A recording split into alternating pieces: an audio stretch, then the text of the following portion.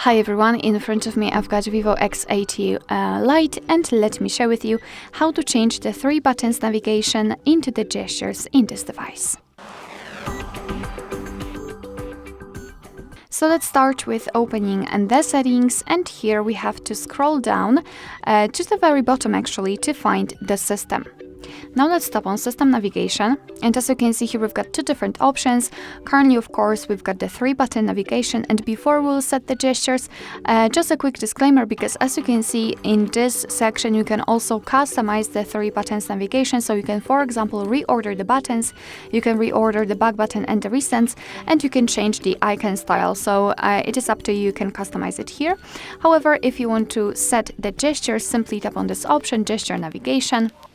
And here, immediately, instead of the 3 buttons, we will have this line which is responsible for some gestures. If you want to, you can hide it. Simply tap on the switcher and nothing will be displayed right here. You can decide whether you want to swipe horizontally to switch between apps. You can swipe to bring up Digital Assistant, and you can go through the gesture navigation tutorial. It's up to you. However, I will show you how to use the gestures in a second. So all you have to do in order to get back to the previous page, just like by using the back button, you have to swipe your finger from the side to the center. You can see this arrow, and now let's release the finger. And as you can see, we will go back. The same situation from the right side. If you want to, you can also go back directly to the home page. Just swipe your finger from the bottom to the center and make sure that your gesture will be quick and short, something like that.